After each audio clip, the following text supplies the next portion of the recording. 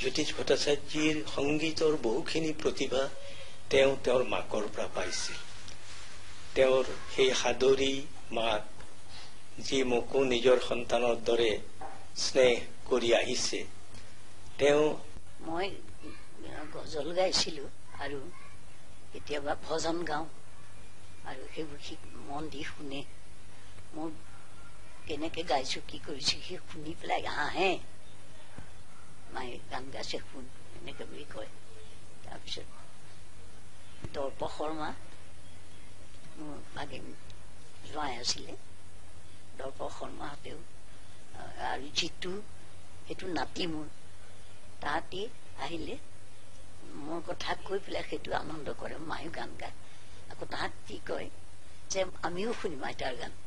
মই সৰুৰ পৰাই গান গাইছিলো আৰু প্ৰথমতে সিয়ে আমাক ঘৰত শিকাইছিলে। আমাৰ কোনো তেতিয়া শিক্ষক নাছিলে। সিয়ে সৰুতে কিবা কম্পিটিশ্যন হলেও সিয়ে আমাক গান শিকাই লৈ গৈছিলে আৰু মোৰ লগত সদায় সংগত কৰিছিলে। আৰু আমাক আগতে আইনৰ লগত যাবলৈ নিদিছিলে কোনো কথাতে, সদায় আমাৰ লগত সি লৈ যায়, আকৌ ঘৰলৈ লৈ আহে ক'ৰবালৈ যাবলৈ হলেও। পঞ্চম মান ষষ্ঠ মানৰ ছাত্ৰ জ্যোতিষ মোৰ লগতে পঢ়ে। জ্যোতিষ মতে তেনেকুৱা গান গায়। মোৰ বৰ বন্ধু আছিলে। মই খুব গান নাগাইছিলো তেতিয়া, আগতে কৈছো, কিন্তু জ্যোতিষৰ গান শুনি মোৰ ভাল লাগে। আৰু জ্যোতিষে প্ৰত্যেক বছৰেই গৰম বন্ধৰ মৰ্ণিং ক্লাছ যিদিনা হয় সেইদিনা জ্যোতিষে এটা ভজন গাই আমি জানো। জ্যোতিষে মোক সদায় কয় যে তুমি গান নোগোৱা কিয়, কিন্তু মই এইবিলাক কিবা কিবি পালোৱানি কৰি ভাল পাইছিলো, ঘোঁৰা চেগুৰাইছিলো, তেলীয়া ঘোঁৰা। তথাপি সি মোক কয় যে তোমাৰ মাতটো ভাল, গান গোৱা। জ্যোতিষৰ লগত খুব চৰ্চা কৰি, কিন্তু জ্যোতিষ মোৰ সেইকাৰণে তাৰ কিছু মই ইনফ্লুৱেঞ্চ পাইছিলো, অনুপ্ৰেৰণাও পাইছিলো। সি মোক বহুত গান শিকাইছিলো। আৰু জ্যোতিষৰ গানো আছিল সদায় অতি সুললিত আৰু খুব মধুৰ ভাৱৰ, খুব হুলস্থুলীয়া গান বা সেই তেনেকুৱা ধৰণৰ জ্যোতিষে সংগীত সিমান ভাল নাপাইছিল।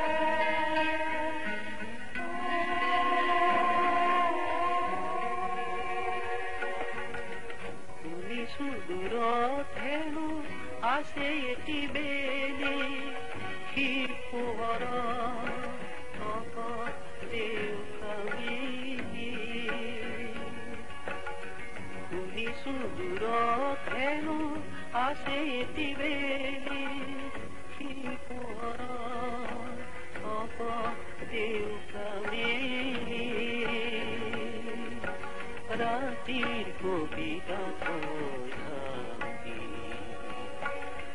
মই কোনে পাওঁ নাই বুজি ইমান পোহৰ কিয় লাগে ইমান পোহৰ কিয় লাগে তুলসী তলত যদি অকলে উজলি ৰয় তুলসী তলত যদি অকলে উজলি ৰয় কোমল মাটিৰ এটি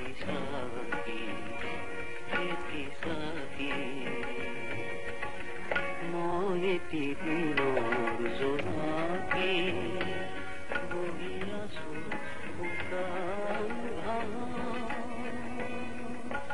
ৰাতিৰ সপোন দেখি দেখি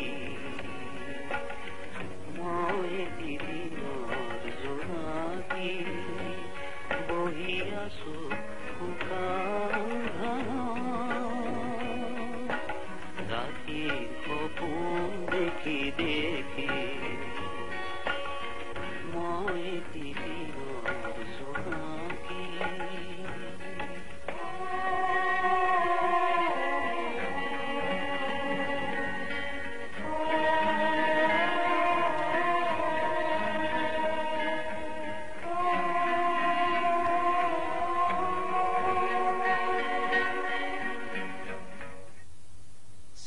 চনৰ পৰা 70 চনলৈ আমি বৰ ওচৰা ওচৰি কৰি আছিলো ওচৰা ওচৰি মানে মনৰ ফালৰ পৰা কৈছো মই থকা ঘৰ অকমান আঁতৰত আছিল কিন্তু মনৰ ফালৰ পৰা বৰ ওচৰা ওচৰিকৈ আমি আছিলো সেই সময়ত মোৰ লগত প্ৰায়ে বহে সপ্তাহত অন্তত কমেও 3 দিন আমি বহো আৰু হেমন্ত গোস্বামী তেওঁ জ্যোতিষৰ লগত প্ৰায়ে যায় আমি গীত মাত তাতে অকমান চৰ্চা কৰিছিলো মোৰ কেইবাটাও গান সেই কালচোৱাত মোৰ বেছিভাগ গানেই প্ৰায় সুৰ কৰা জ্যোতিষেই প্ৰথমে গাইছিল তেওঁৰ কেৱল যে আধুনিক গীতেই গাইছিলে নে নহয় শাস্ত্ৰীয় সংগীতৰো এটা দৃঢ় ভেটি তেওঁৰ সংগীত শিক্ষাত আছিল মই পিছত গম পোৱা মতে গোপাল বেনাৰ্জীক কলিকতাত আৰু ৰামেশ্বৰ দাস গোৱালপাৰাৰ মানুহ তেওঁ ডিব্ৰুগড়ত আছিল এই দুগৰাকী শিল্পীৰ পৰা তেওঁ বহুখিনি শিকিব পাৰিছিল সেইকাৰণে তেওঁৰ শাস্ত্ৰীয় সংগীতৰ ভেটিটো থকাৰ কাৰণেই বৈয়াকৰণিক ফালৰ পৰা টেকনিকৰ ফালৰ পৰা জ্যোতিষ বৰ বিশুদ্ধ আছিল আৰু তদুপৰি তেওঁ যেনেকৈ আধুনিক গীত গাইছিল তেনেকৈ ভজন গাব পাৰিছিল বৰ ভাল ভজন গাইছিল আৰু ভাল গজল গাইছিল তেওঁক ঈদ ফেষ্টিভেললৈ যাওঁতে দিল্লীত বিশ্ববিদ্যালয়ৰ টিমৰ লগত গৈছিল তেতিয়া তাত যেতিয়া তেওঁ গজল গাইছিল তেতিয়া আমাৰ এইফালৰ ল'ৰা ছোৱালীৰ কথা কবই নালাগে বোম্বে কলিকতা দিল্লী ইত্যাদি ল'ৰা ছোৱালীবিলাকেও তেওঁৰ গীত শুনি মুগ্ধ হৈছিল আৰু কেম্পে কেম্পে জ্যোতিষ ভট্টাচাৰ্যৰ লগৰ নিমন্ত্ৰণ হৈছিল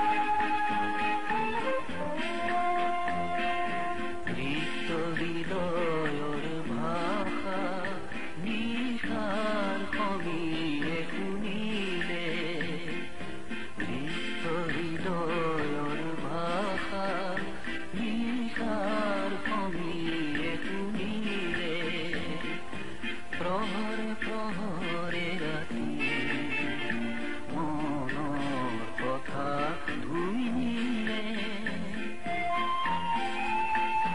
তৰাৰ চকু ডুবি গৈ কৰিলে নিয়ৰ কণিকা হ'ল এতিয়া বহু নিশা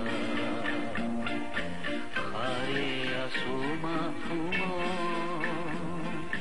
সাৰে আছে পুৱতি তৰা অবুজ বেদনালো এতিয়া বহু নিশা সাৰে আছো মাথোঁ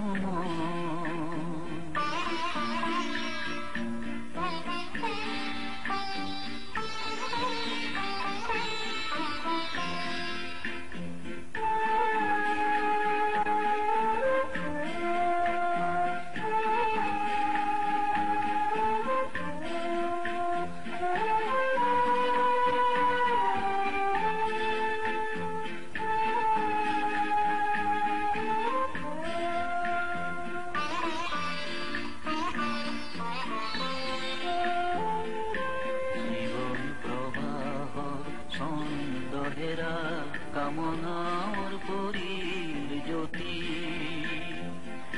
জীৱন প্ৰবাহ ছন্দহেৰা কামনা পৰিল জ্যোতি কেতিয়া আহিব নতুন প্ৰভাত কেতিয়া আহিব নতুন প্ৰভাত আনিব নতুন জ্যোতি তাৰ বাবে আছো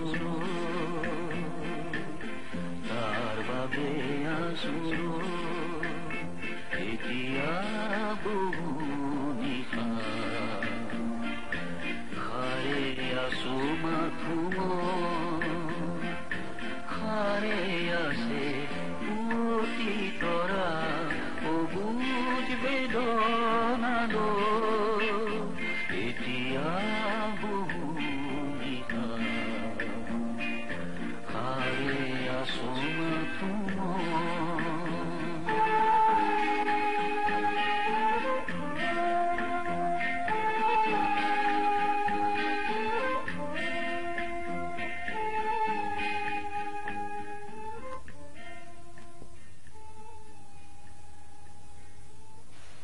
মোক এবাৰ ডিব্ৰুগড়লৈ গান গাবলৈ মাতি লৈ গৈছিলে আৰু সেইবাৰ যেতিয়া গৈছিলোঁ তেতিয়াহে মই তেখেতক ডিব্ৰুগড়তে প্ৰথম লগ পাওঁ তাৰ আগলৈকে এওঁক যদিও ময়ো গাইছিলোঁ তেখেতেও বেলেগ বেলেগ ফাংচন কৰিছিলে কিন্তু কেতিয়াও মই ক'তো লগ পোৱা নাছিলোঁ যেতিয়া ডিব্ৰুগড়লৈ গৈছিলোঁ তেওঁ মই গান গাই উঠি এইটোৰে অকলে বহি আছিলোঁ বহি থাকোঁতে তেতিয়া তেওঁ কেইবাজনৰ মাজত তেওঁ এজন আছিলে আৰু তেওঁ মোক প্ৰথম সুধিছিলে যে তোমাৰ ৰেডিঅ' প্ৰগ্ৰেম কেতিয়া আছে তাৰপিছতে মই উত্তৰ দিলোঁ আৰু তেতিয়া মোৰ কোনো তেওঁৰ প্ৰতি কোনো ভাবো নাছিলে আৰু মানুহজনৰ ব্যৱহাৰ মোৰ খুব ভাল লাগিলে পিছৰ দিনাই মই দুই এটা গান শিকিবলৈ সুবিধা পাইছিলোঁ আৰু তেখেতক তাতে মই দেখিলোঁ আৰু তেখেতেও নিজে আগ্ৰহ কৰি মোক এটা গীত শিকাবলৈ লোৱা দেখি মোৰ নিজৰো বৰ ভাল লাগিলে আৰু যেতিয়া গীত তেখেতৰ মুখত শুনিছিলোঁ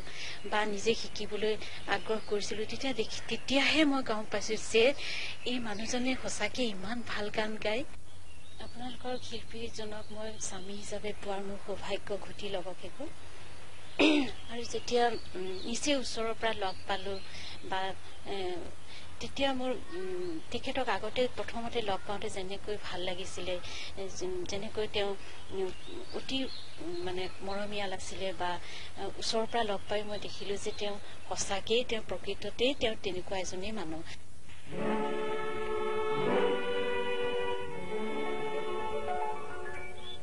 পাবতী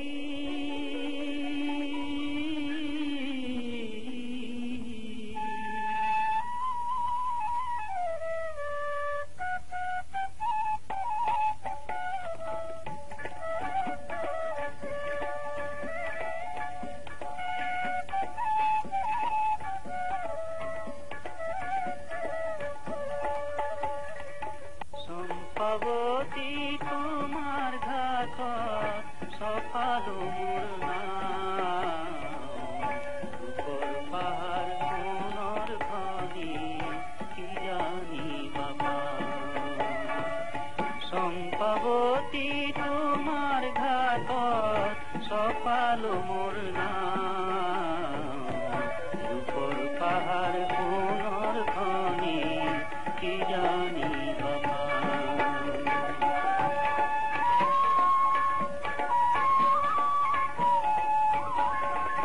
সেইখনি যে ককুভৰা সাধু কথাৰ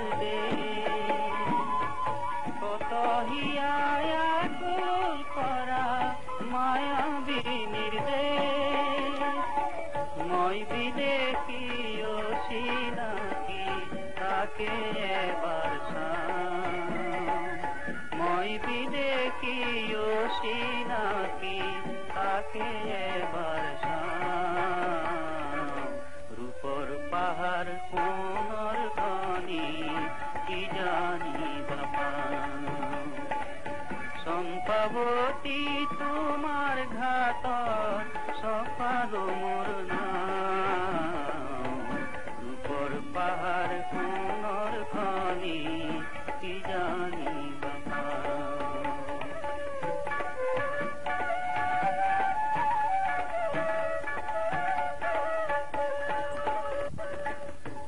নেপালো নেপালো নাই নিজৰ ধন চম্পাৱতী পালো তোমাৰ ফুলিয়া নাও মেলি মই দেশ বিদেশে তাকে বিলাই যাম নাও মেলি মই দেশ বিদেশে তাকে বিলাই যাম ৰূপৰ পাহাৰ সোণৰ খনি কি জানিবা চম্পাৱতী তোমাৰ ঘাটত চপালো মোৰ নাম ৰূপৰ পাহাৰ সোণৰ খনি কি জানিবা ৰূপৰ পাহাৰ সোণৰ খনি কি জানিবা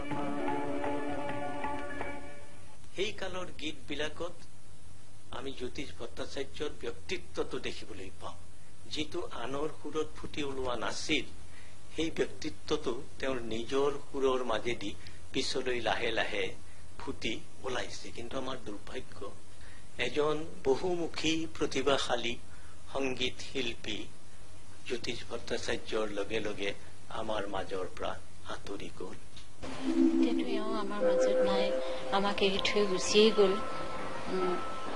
কিন্তু এতিয়া যেতিয়া এওঁৰ গানবোৰ ৰেডিঅ'ত বাজে বা এতিয়া যেতিয়া শুনো তেতিয়া মানে এনেকুৱা লাগে তেওঁৰ সেই চিনাকি মাতটো তেওঁ যেন এতিয়াও আগৰ দৰে আমাৰ মাজত আছে আৰু তেওঁ নাই যেন কোনো পধ্যে মোৰ ভিতৰৰ পৰা কোনো পধ্যে সেই ভাৱটো নাহে যে এওঁ নাই আৰু মোৰ সদায় এইটোৱে লাগি থাকে এওঁ মোৰ লগতে আছে জোৱাৰ পৰা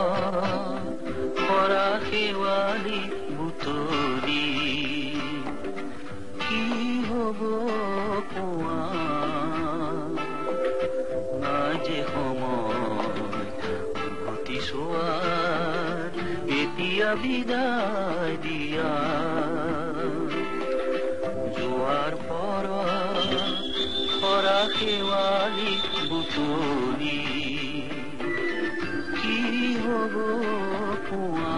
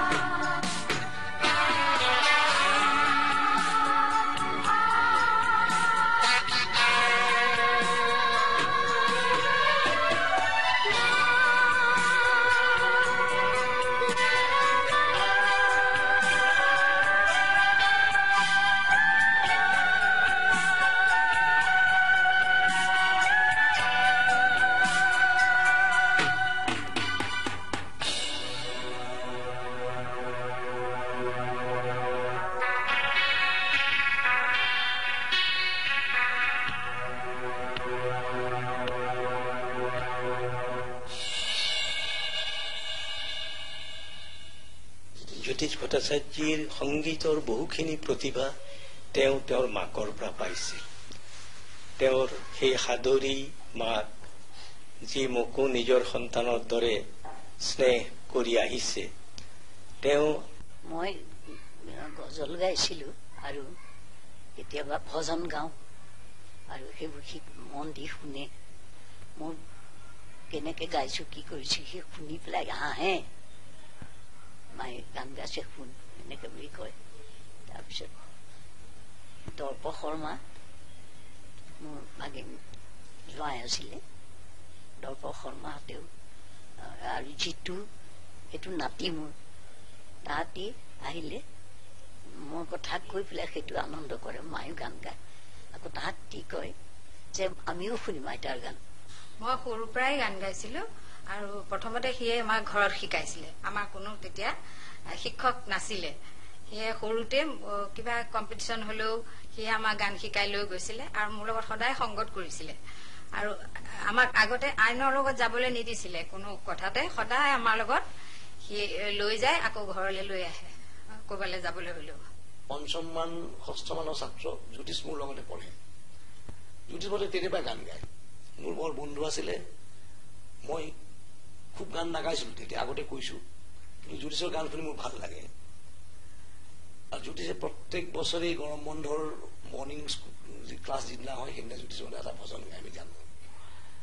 জ্যোতিষে মোক সদায় কয় যে তুমি গান নোগোৱা কিয়, কিন্তু মই এইবিলাক কিবা কিবি পালোৱানি কৰি ভাল পাইছিলো, ঘোঁৰা চেগুৰাইছিলো, তেলীয়া ঘোঁৰা।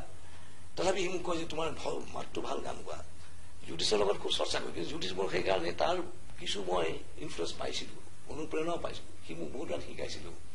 আৰু জ্যোতিষৰ গানো আছিল সদায় অতি সুললিত আৰু খুব মধুৰ ভাৱৰ, খুব হুলস্থুলীয়া গান বা সেই তেনেকুৱা ধৰণৰ জ্যোতিষে সংগীত সিমান ভাল নাপাইছিল।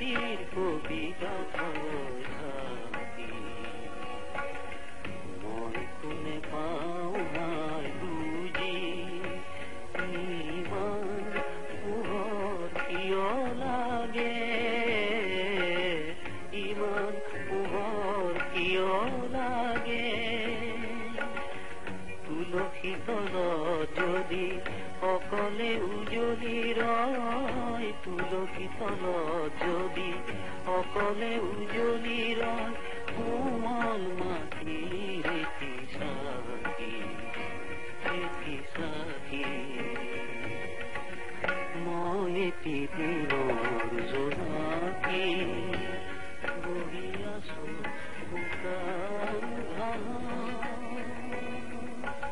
ৰাতি সপোন দেখি দেখি।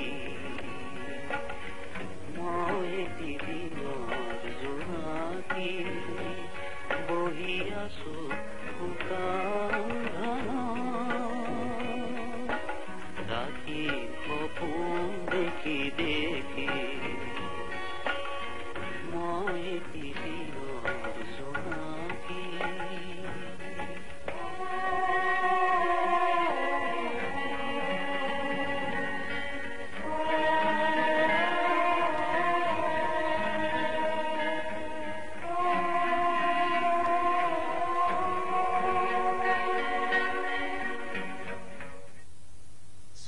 চনৰ পৰা 70 চনলৈ আমি বৰ ওচৰা ওচৰিকৈ আছিলো। ওচৰা ওচৰি মানে মনৰ ফালৰ পৰা কৈছো। মই থকা ঘৰ অকমান আঁতৰত আছিল, কিন্তু মনৰ ফালৰ পৰা বৰ ওচৰা ওচৰিকৈ আমি আছিলো। সেই সময়ত মোৰ লগত প্ৰায়ে বহে, সপ্তাহত অন্তত কমেও 3 দিন আমি বহো। আৰু হেমন্ত গোস্বামী তেওঁ জ্যোতিষৰ লগত প্ৰায়ে যায়। আমি গীত মাত তাতে অকমান চৰ্চা কৰিছিলো।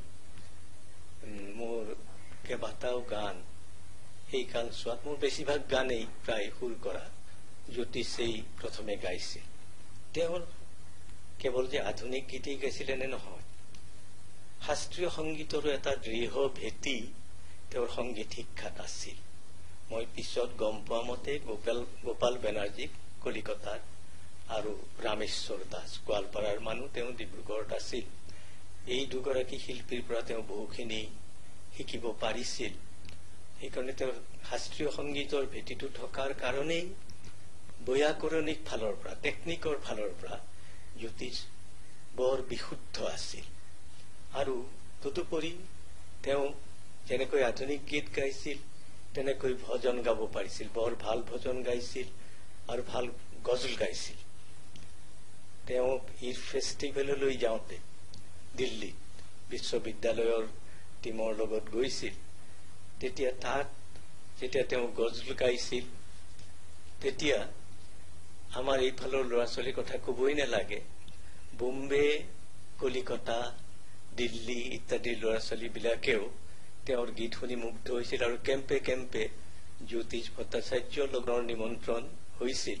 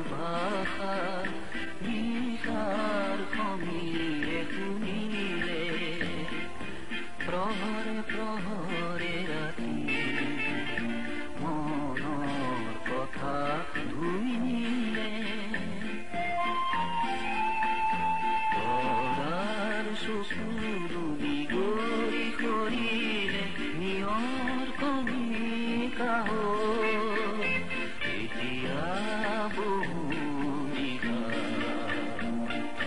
সাৰে আছো মাথো সাৰে আছে অতি তৰা অবুজ বেদনালো এতিয়া বহু নিশা সাৰে আছো মাথো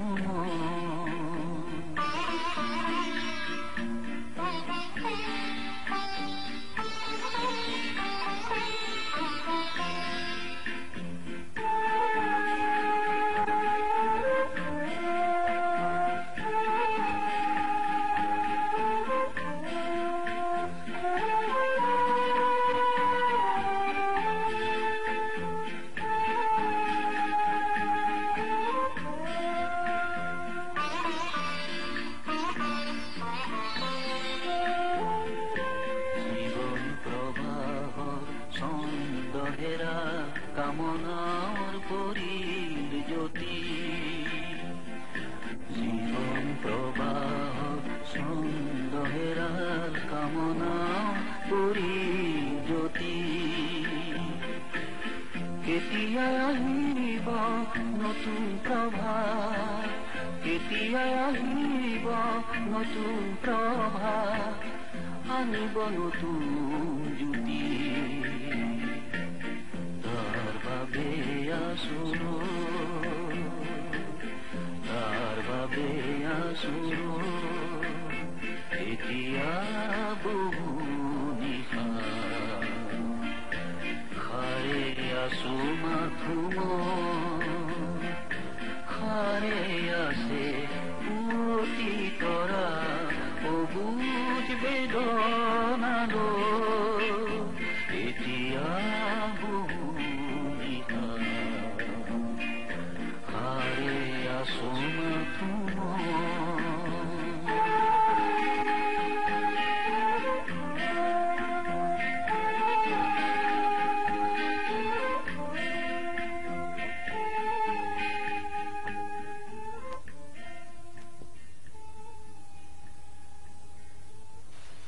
মোক এবাৰ ডিব্ৰুগড়লৈ গান গাবলৈ মাতি লৈ গৈছিলে আৰু সেইবাৰ যেতিয়া গৈছিলোঁ তেতিয়াহে মই তেখেতক ডিব্ৰুগড়তে প্ৰথম লগ পাওঁ।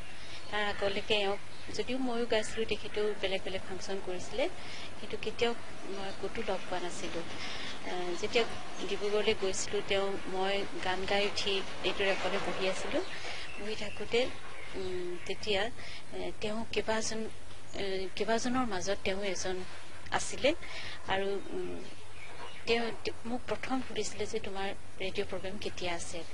তাৰপিছতে মই উত্তৰ দিলোঁ আৰু তেতিয়া মোৰ তেওঁৰ প্ৰতি কোনো ভাবো নাছিলে আৰু মানুহজনৰ ব্যৱহাৰ মোৰ খুব ভাল লাগিলে। পিছৰ দিনাই মই দুই এটা গান শিকিবলৈ সুবিধা পাইছিলোঁ আৰু তেখেতক তাতে মই দেখিলোঁ আৰু তেখেতেও নিজে আগ্ৰহ কৰি মোক এটা গীত শিকাবলৈ লোৱা দেখি মোৰ নিজৰো বৰ ভাল লাগিলে। আৰু যেতিয়া গীত তেখেতৰ মুখত শুনিছিলোঁ বা নিজে শিকিবলৈ আগ্ৰহ কৰিছিলোঁ, তেতিয়াহে মই গম পাইছোঁ যে এই মানুহজনে সঁচাকৈ ইমান ভাল গান গায়। আপোনালোকৰ শিল্পীজনক মই স্বামী হিচাপে পোৱাৰ মোৰ সৌভাগ্য ঘটিল অৱশেষত।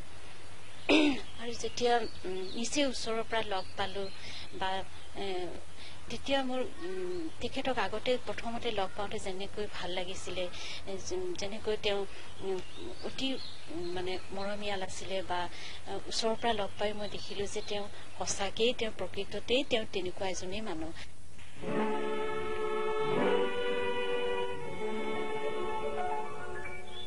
ভগৱতী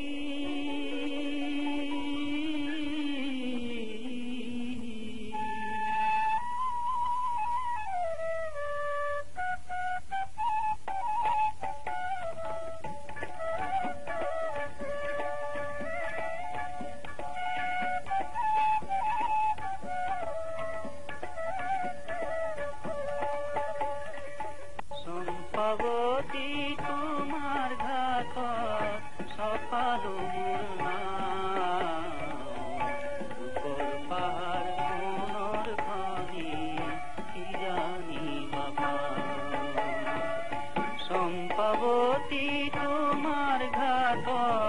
সপালো মোৰ নাম ৰূপৰ পাহাৰ সোণৰ খনি কি জানি বাবা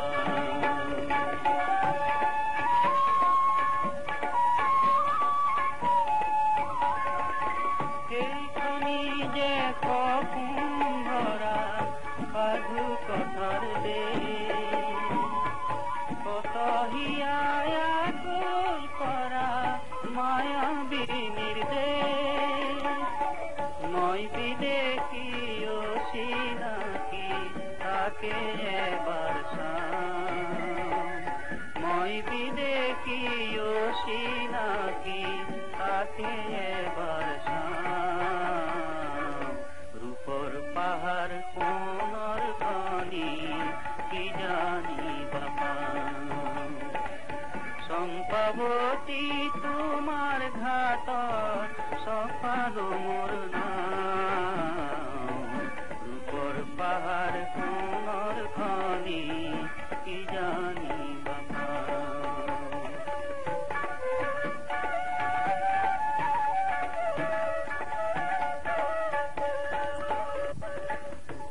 নেপালো নাই নিজৰ ধন চম্পাৱতী পালো তোমাৰ ফুলিয়া মন নাও মেলি মই দেশ বিদেশে তাকে বিলাই যাম নাও মেলি মই দেশ বিদেশে তাকে বিলাই যাম ৰূপৰ পাহাৰ সোণৰ খনি কি জানি বাবা চম্পাৱতী তোমাৰ ঘাটত সপালো মোৰ নাম ৰূপৰ পাহাৰ সোণৰ খনি কি জানি বাবা ৰূপৰ পাহাৰ সোণৰ খনি কি জানি বাবা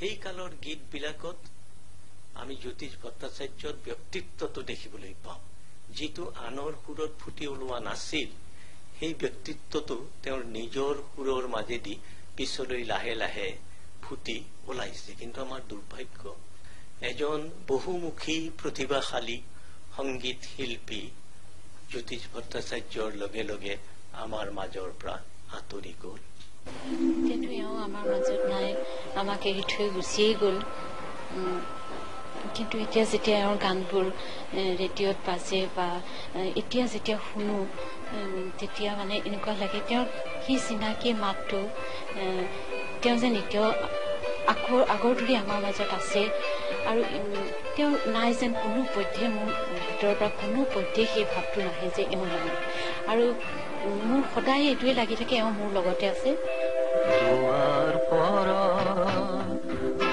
শেৱালি বুটলি কি হব কোৱা